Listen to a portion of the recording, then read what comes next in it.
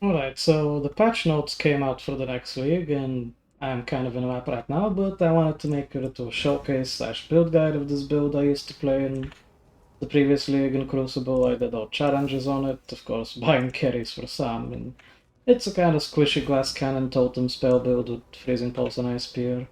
Now, I will start off by saying I didn't make this build, I didn't invent it, I just followed the guide a few leagues ago. And I wanted to update it for this league and kind of put my own spin on it and really make it clear and simple in the PoB how to gear it, how to level it, everything, all the details. And now I got so much DPS with not many divines invested in this gear, and you can min-max it even more than this. But let's just start off by showcasing a T16 map with this build, just see how it plays. It might lag a little bit because I recently cleared my cache folder. As you can see, we're squishy.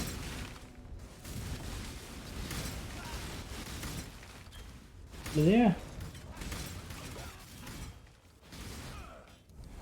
Just clearing and arch nemesis mobs are dying fairly fast. Ooh, that was a spirit and a lot of lightning. Let's swap to Ice Spear just for fun. Let's see how fast we can melt this boss with Ice Spear.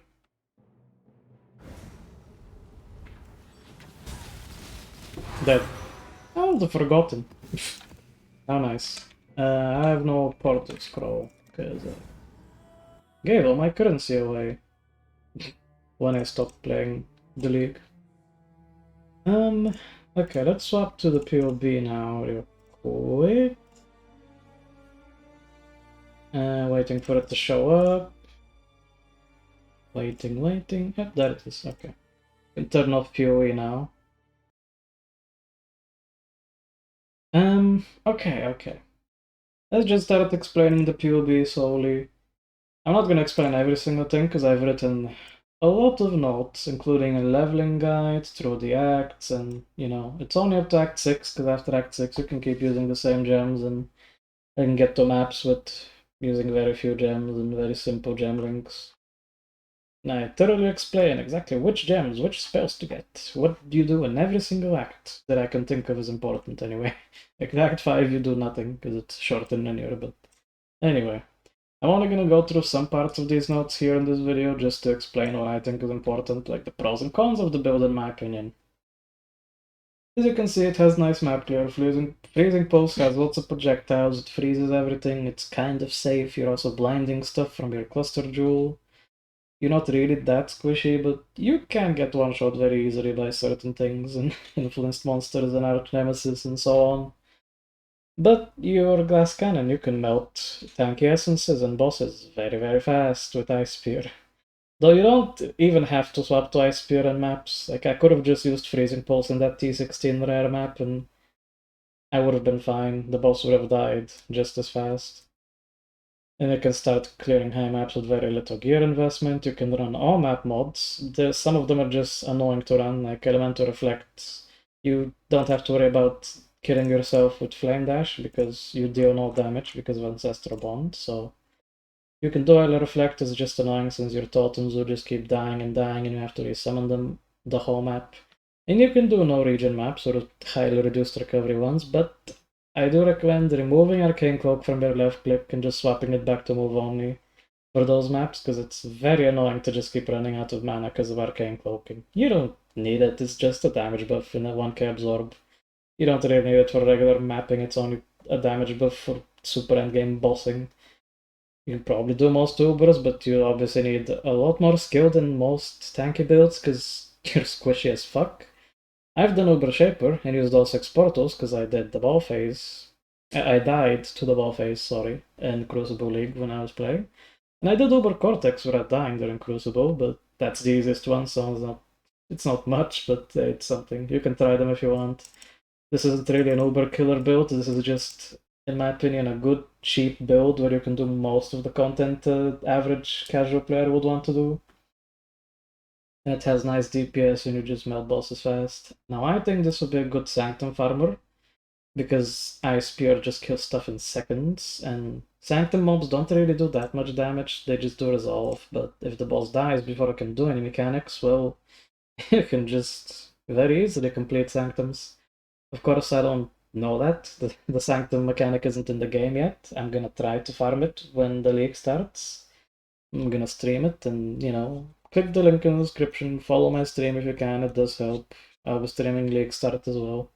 Sub if you want, like the video, all that shit. It helps a bit, I guess. But yeah, I'll find out if this is good at farming Sanctum. I think it will be. The downsides: zero defenses, I have no suppression, I have no dodge, I have no armor, no evasion. I don't even have any utility flasks that have defensive capabilities, just damage. So you have like 3000 life at best. I have like 2.6k and 700 ES from random gear and Soulmantle and stuff.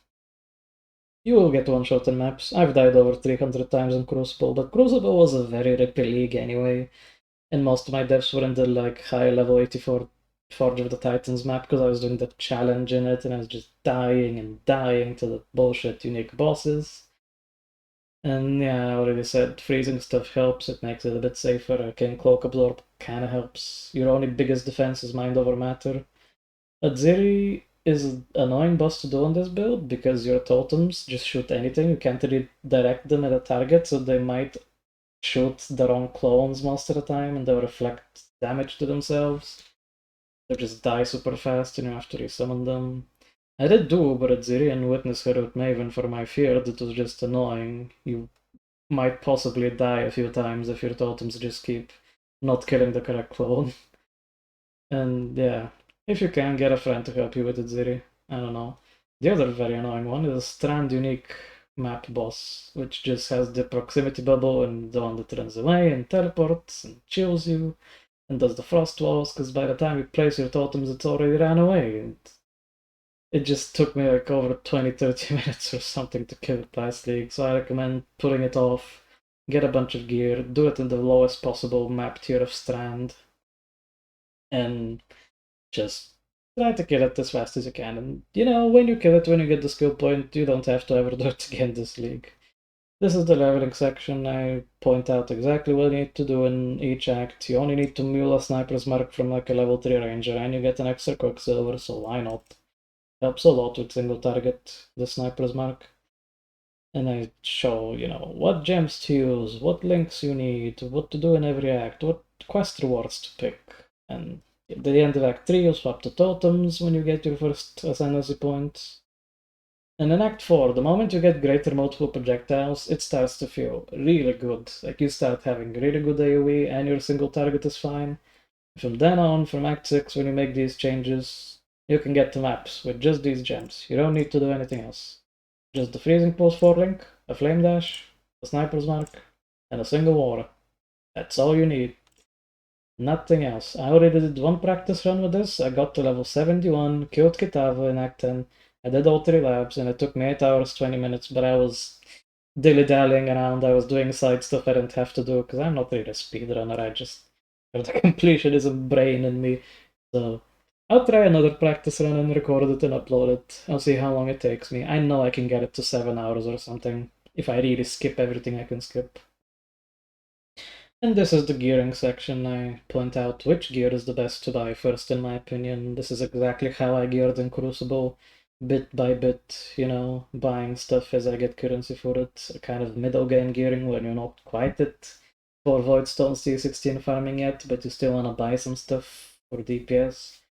This is the stuff I think you should buy. This unique ring, Anathema, is one of the biggest DPS increases you can get, but it will be expensive. And 5-link Soul Mantle being a big one, using a Kikazaro ring plus 2 jewels with reduced curse effect to be immune to curses. Self-flagellation is a big one. Alpha Gloves, I'll explain all of this here. Endgame. At this point, when the text ends here, this is when I stopped investing currency in my character in Crucible League, okay? And I was still doing 2 over bosses, I was still melting every T16 map boss, I was still doing content, I still did 40 challenges. You can absolutely stop here. Like, you can min-max it, sure, you can do a lot of other things, you can use Legion Jewels only if you want to really be melting over bosses super fast, if you're interested in that. But I'm just not, because it's not worth my time, that's not the content I aim for, so yeah. This gear up to here, up to the end of endgame, is good enough for most content the average casual player would want to do. You have a lot of DPS. I guess I'll go over some of this important stuff to remember section here. You don't take Pain Attunement, this keystone here, until you have Coward's Legacy, this belt, because it doesn't do anything until you have the belt in your count as alive, so don't take that keystone until you get the belt.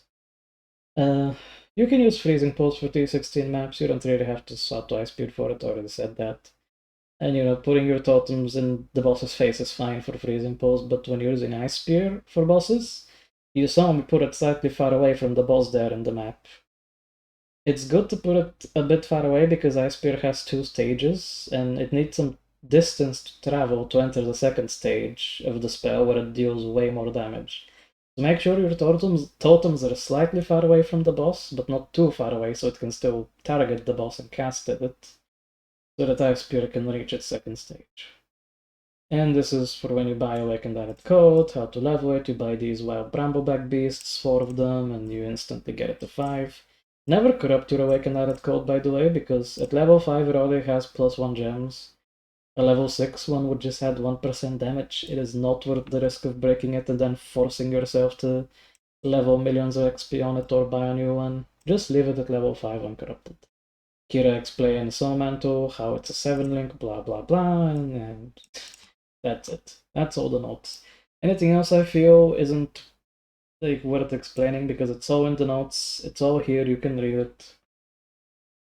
I guess the last thing I can say which catalysts I'll use and how I craft the amulet to solve all my dexterity problems here. You can read it. 4 attribute catalysts on amulet. I use... what is it?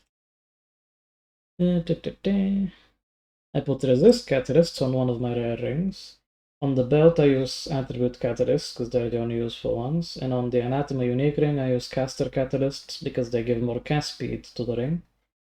And the anoint is in the gear section, so it's on the amulet, it's Mark the Prey, it's way in the bottom right over here, it's sepia, indigo and black oil. Not very expensive.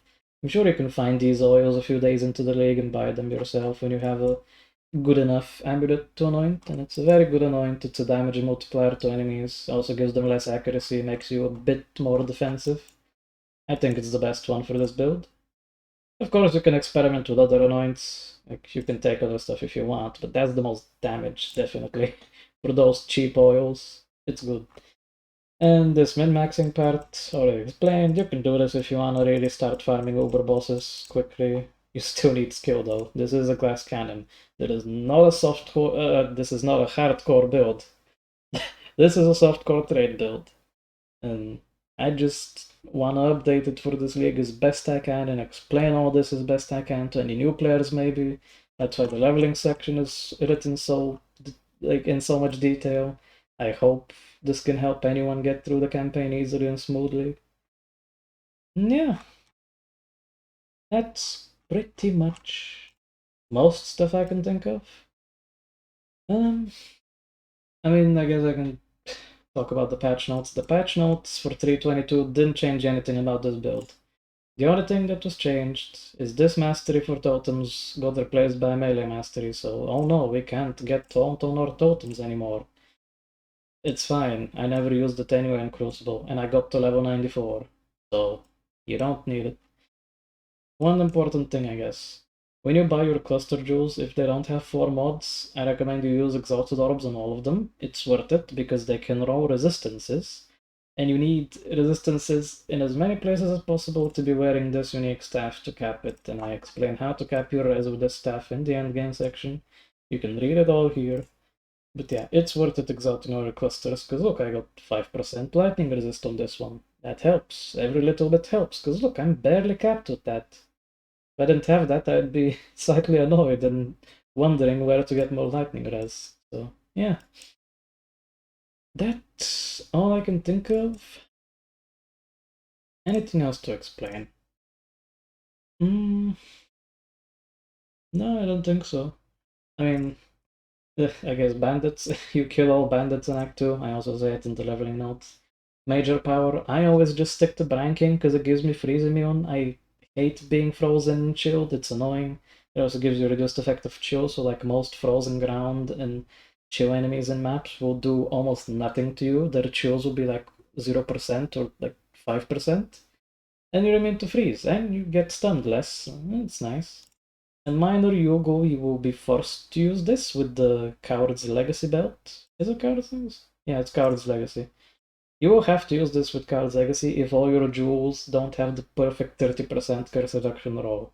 Now, if you do have 5 jewels with 30% curse reduction and the resistances that you need and you're capped, you don't have to use Yogo and you can have another minor power like Aberrath to be immune to Burning Ground. But if they don't have those perfect rolls, and I'm telling you now, they're going to be expensive if you search for them at 30%, you have to use Yogo to be immune to curses, otherwise you'd be slightly affected by them if you swap off it. Yeah. Like the flasks I use are here, what kind of effects they have are here, like Dying Sun has increased effect, gain of charges, these two have reused when charges full craft from the bench, all the mods on them, cluster jewels, it's all here, you know. And I have 3 different sections for gearing. When you just get to maps, Tabula Rasa or some random corrupted 6 link, you can buy the staff, you don't have to buy it. It's not necessary, it's absolutely not. You can start mapping with 2 random ones. But it's a nice starter staff until you get the other one, right? It doesn't have to be 6 linked. It can just be a 3 link staff. That's good enough. Mid game is kind of like, you know the T16 yet, but you kind of in the yellow reddish maps you want to buy gear. 5 link Soul Mantle is good for this, and then this is where I stopped investing currency into my character because I was doing enough DPS. This is literally all the gear of my character imported from the game. I just imported my character and made this PoB around it, so yeah. I do hope this helps anyone who's gonna be like starting this. I'm gonna be like starting it. I'll be streaming it over at my Twitch channel. I'll leave that in the description and in the pinned comment along with the PoB for this character and build. And yeah, I'll also upload a practice run tomorrow probably at some point, although it's gonna take a while to upload, but that's fine. And yeah, I hope this helps anyone who just is looking for a good glass cannon totem build. I had a lot of fun with this one in Crucible. And it's unchanged, so it's gonna be just as good as in this league. But yeah, it's just a squishy build, that's the only downside. Lots of DPS, but not a lot of survivability. Hope you enjoyed, sub, like, blah blah, comment, all that stuff, you know, follow me on Twitch if you want, it helps a bit. And yeah, bye for now.